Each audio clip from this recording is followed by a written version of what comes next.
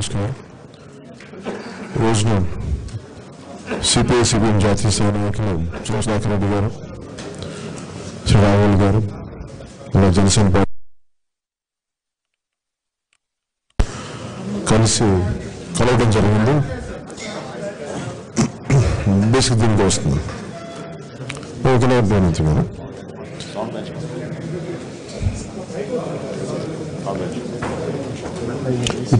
TV మైక్స్కి okay కదండి, TVs వస్తాయో ఓకే.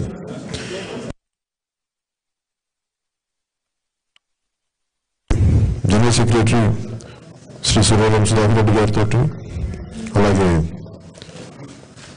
సిపిఎం పొలిట్ బ్యూరో సభ్యులు శ్రీ నాగల్ గారు, మోదీ గారు, రామకృష్ణ గారితో ఇతర నాయకులందరూ, జనసేన పార్టీ నుంచి మనోహర్ గారు, మాదాస్ గారు, ఇలా పెద్దలందరూ ఈ 6 అంశాల మీద డిస్కషన్ చేయడం జరిగింది.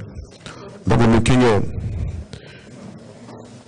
మనకి పర్యావరణ కాలుష్యం మీద, దీన్ని ఏ విధంగా మనం హ్యాండిల్ చేయాలో అది, అలాగే మైనింగ్ పాలసీ మీద,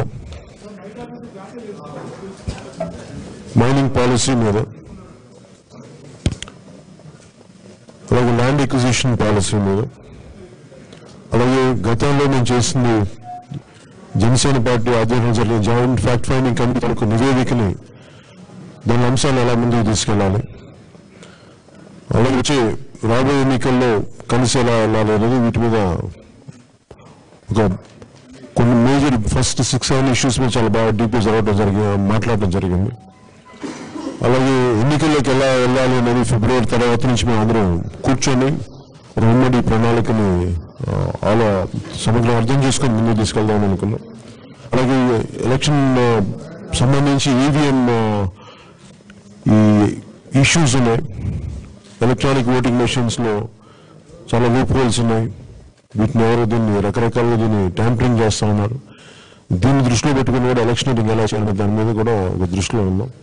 సో దీన్ని కొంచెం రీచ్ చేయాల్సిందిగా నేను మనోహర్ గారిని కొంచెం బ్రీఫింగ్ అనుకుంటున్నాను.